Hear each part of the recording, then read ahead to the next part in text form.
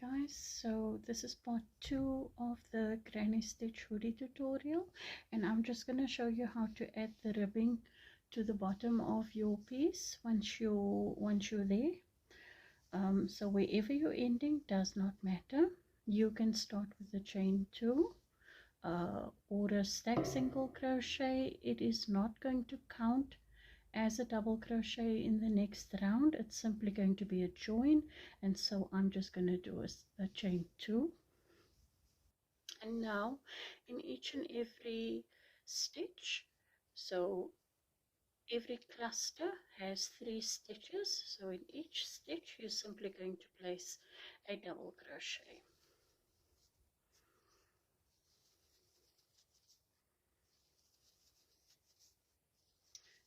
Go all the way around your garment, because your top should be as long as you want it to be, whether that be cropped or longer length or whichever way you went. You're simply going to now add a double crochet in the top of every stitch around, and I will meet you once we're ready to join and start our front post and back post stitches. I'm at the end of my round of my double crochet, and I'm going to join to the top of that chain 2 with a slip stitch.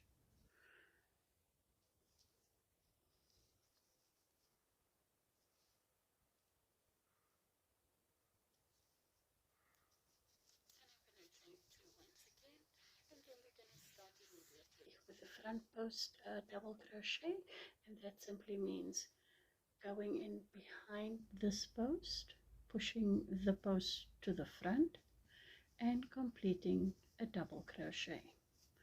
We're now going to alternate with the back post, meaning from behind the work, insert the hook, push the post to the back, grab your yarn and complete a double crochet. And that is the stitch sequence, alternating front post and back post stitches to create a ribbed effect. This is what your work should look like after however many rows you wish to do. I did 1, 2, 3, 4, 5 rows of the alternating front post and back post stitches, and that is what that looks like. And then I ended with this cute little whimsical edging on all of my edges for the cuffs, for the ribbing. Where's my sleeve?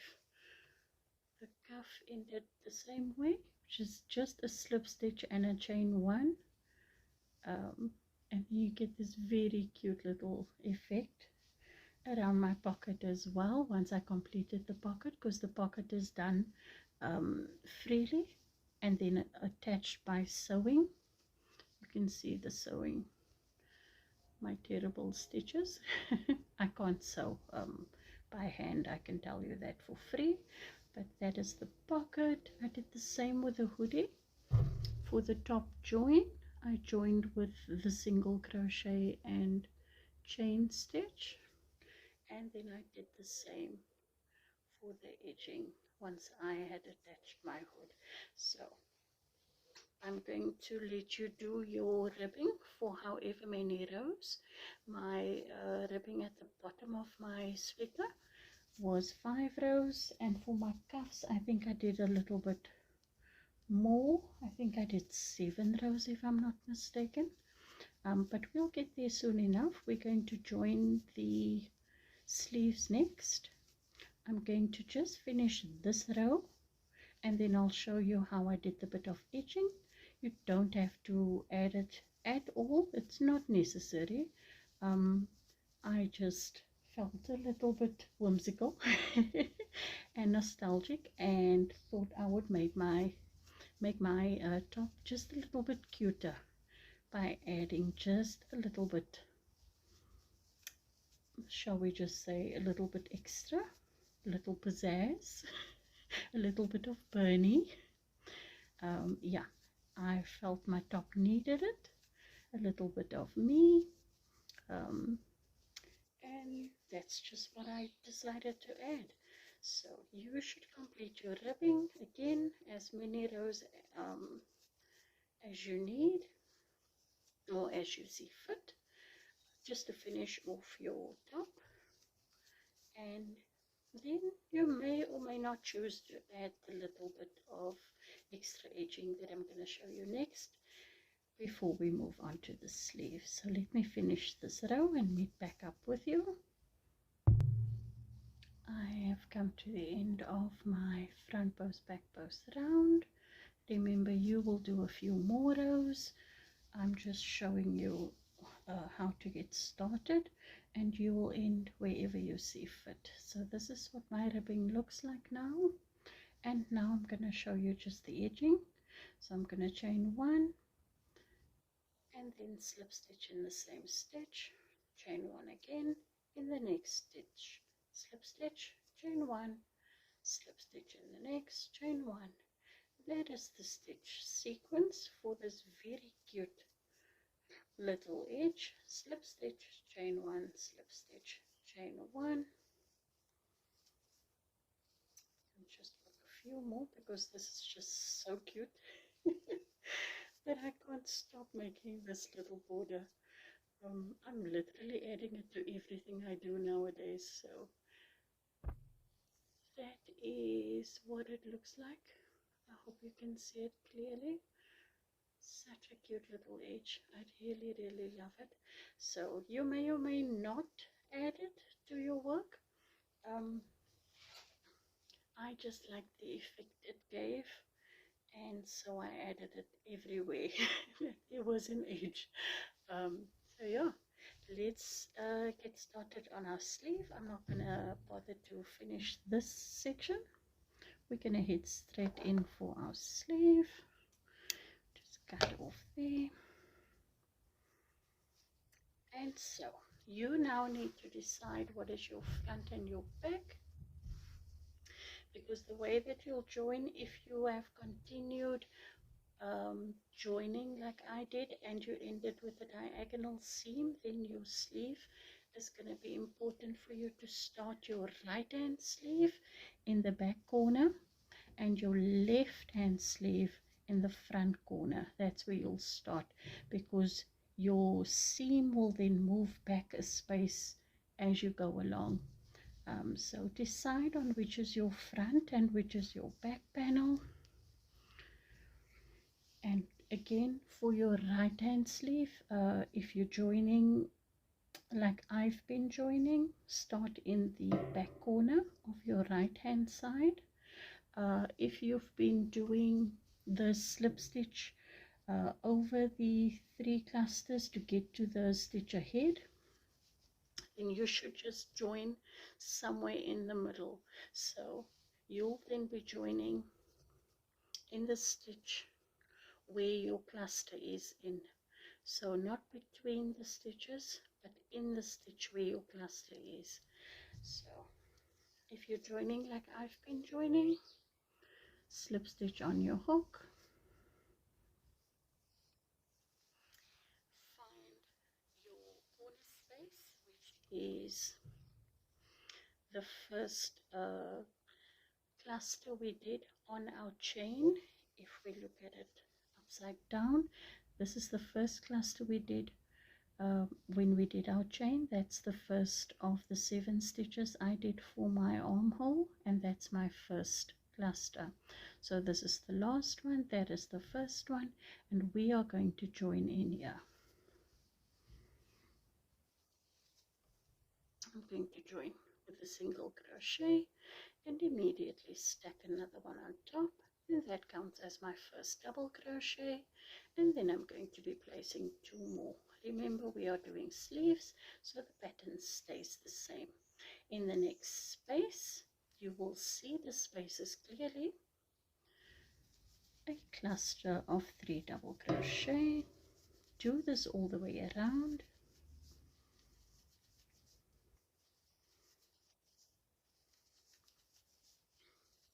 My sleeve ended up I ended up doing 37 rows of the granny stitches. After my initial 10 rows that I started in this manner, in the 11th row I did my first of 3 decreases, and I simply counted 9, did a decrease, 9, did another decrease, 9, and then did my last decrease, and then I had a few more clusters left. I just spaced them out as evenly as I could. You don't want the decreases to be on top of each other, so space them out with as many stitches as you can.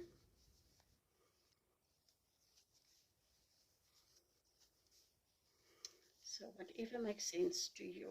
So if you have 20 stitches, 20 clusters around, space out 3 decreases into your 20, so that'll be almost every 6 stitches.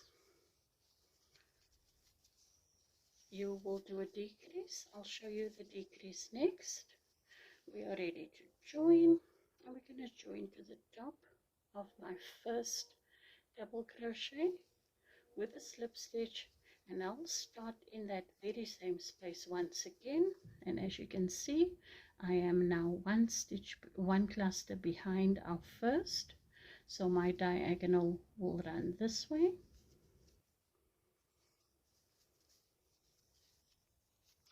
I'm going to measure my sleeve for you in just a second, the length of my sleeve before I start at the cuff, and then I'll explain where and how I did my decreases so that you can maybe make some notes. We of course don't all have the same arm width or circumference. I'll give you the width at the biggest part of my sleeve, and then at the cuff section as well. So my sleeve I tapered down as much as I could to end up with the look that I wanted. You could simply, if you have enough yarn, you could just make the sleeves as straight as you want. You don't have to do any decreases, and then you could just cinch up the cuff and then add the ribbing if you wanted. Again, you could just end on a granny stitch row and call that a day. Does not matter. Make your top any which way you want, make your sleeves any which way you want, as long as you're happy with your end result. So it's my last cluster. I'm going to join, and then I'll give you my measurements, and then I'll show you how I did my decreases. So that is what this sleeves look this sleeve looks like. Now when you join the other one, of course this will be my right hand side.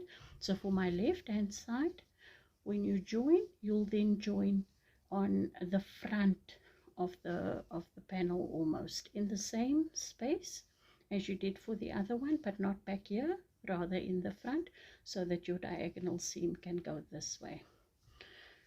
So that is that. Let me get my top and give you the measurements for my sleeves. I'm just going to zoom out a little.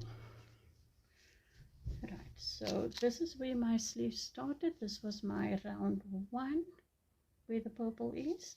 I had taken 2 cakes apart so that I could keep my sleeves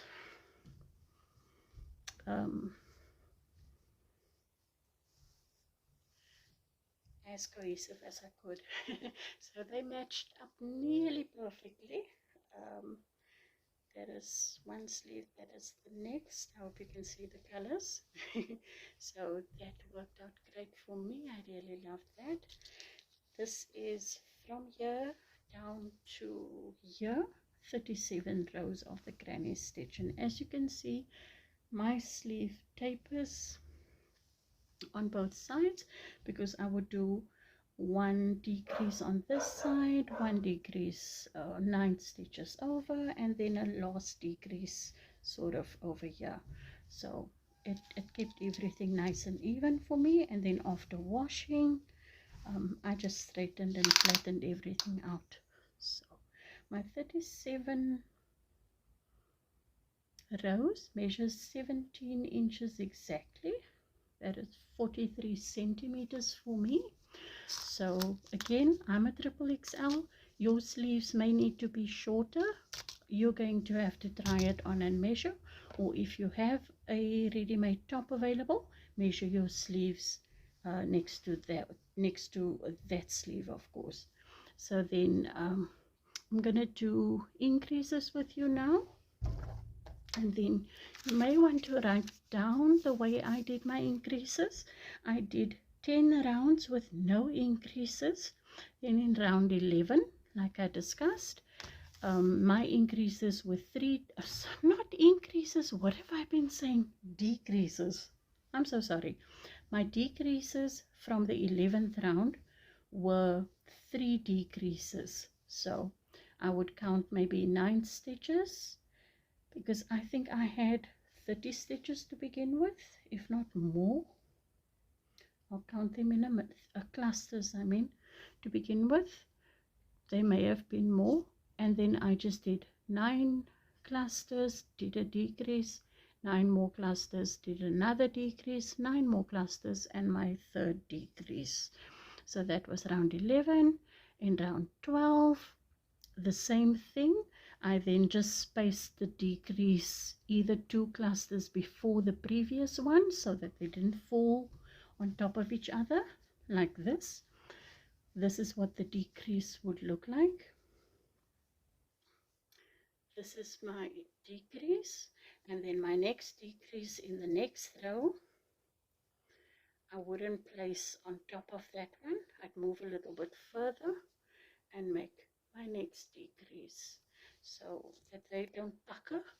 So you don't want to keep your decreases on top of each other, and that's how you get this even tapered effect. My decreases were only 3 decreases in every round after round 10.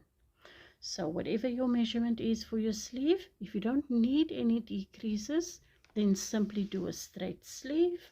My top section of my arm is of course much bigger than the bottom, so I wanted a tapered sleeve. And also I wanted my yarn to last a little longer. So there is that.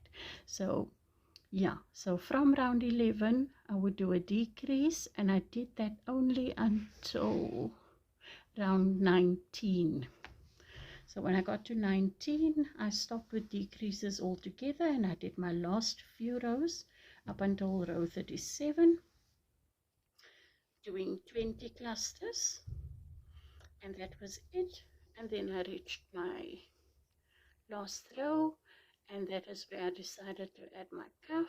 So we did some decreases on that row with single crochet, and then we added double crochet for the ribbing. So let's head there. First we're going to do our decrease.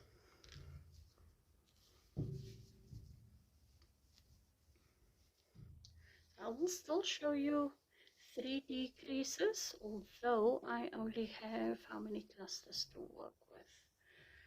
2, 4, 6, 8, 10, 2, 4, 14. So that'll be roughly every 5 clusters or so. So I'm going to place my first cluster.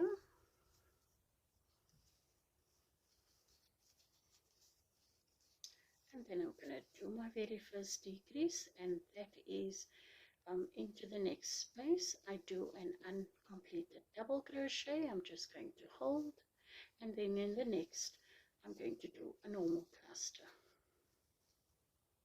Sorry. Yarn over, pull through 2, yarn over, head over to the next space and complete a double crochet, and then place 2 more double crochet in there, essentially bringing this space and that space together in one cluster. And then I'll do 3 more clusters, because I'm now counting this one as 1, 2, 3 and 4, and then I'll do another decrease after. So one incomplete double crochet, yarn over, and complete the next double crochet and finish up that cluster. So that now is 1, I'll do 2, 3, and 4 clusters, and then I'll do my third decrease, incomplete double crochet, and then 3 double crochet in the next space. Place your last cluster. Again, our stitches won't match up because I'm just working on the sample piece. I'm going to join and show you what that may look like. As you can see already, my sleeve is narrowing. So now, instead of doing 4, we'll be working with 1 less stitch in every decrease. So now I might do 3, depending on how many I have now. 1, 2, 3, 4, 5, 6, 7, 8, 9, 10, 11. I'm going to be doing 3 clusters before each decrease.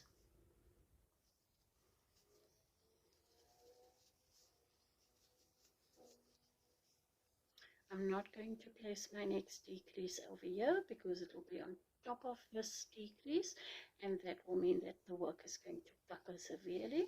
So I'm going to do 3 clusters. We're going to not work in the space between this incomplete double and this cluster. This now is 1 cluster, so we're simply going to move over to the next.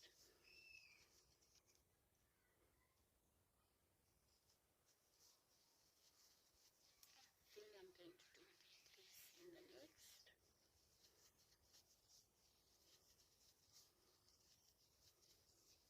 1, 3,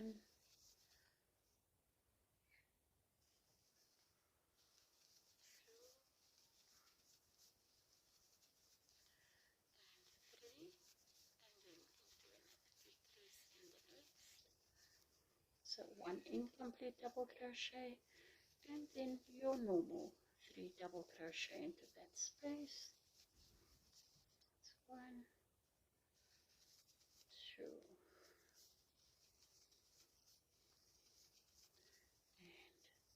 3. And I don't have space for another decrease on my round, and that is perfectly fine. Once again, it's a sample piece, so we will not match up, and I'm just here to show you how the decreases would work. So you would continue in that fashion if you need to.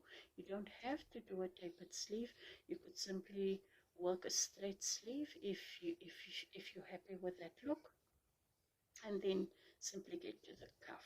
So once you have your cuff measurement, for me I believe this was 30 stitches. I'm going to give you a stitch count very quickly.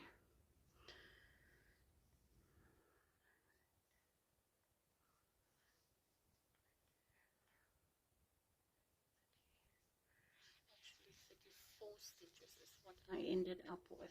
Now that fits me, that may not fit you. Again, I'm a triple XL, so you might only need 26 stitches or 22 stitches, but this for me is comfortable, and that's what I ended up with after much trying on, ripping out, trying on once again just to get the proper stitch count. So if you need to decrease, then in your very last row of your sleeve, you're going to do your decreases before you do the ribbing, of course, so that you can have the correct stitch count that you need. So for instance, if you want to decrease, you'll simply work 2 stitches together. So that's a decrease, and that's basically what I did. I would work 2 stitches together and 1 normal single crochet, 2 together, 1 normal single crochet, until I ended up with a cuff size that fit me. And then I immediately went into double crochet like I showed you for the ribbing over here. and I did 1, 2, 3, 4, 5, 6 rows of the ribbing, not 7, and then I added the little edging. So that basically is your sleeve. I hope it was understandable. If not, leave me a comment below with wherever you're stuck, and I'll try and assist from there. And that's it for part 2. Next up will be the hoodie and the pocket, and then you will simply put everything together. Your hoodie is attached to your top, to the neckline, so that's fully intact. The only part that you need to sew on is the pocket, if you wanted the pocket, that is to say. So I hope you guys have enjoyed part 2. I hope your hoodies are coming along nicely. And yeah, if you like this video, please let me know. If you get stuck anywhere, please leave me a comment. I will try to assist. And yeah, I'll see you in our final video. Thanks guys. Bye.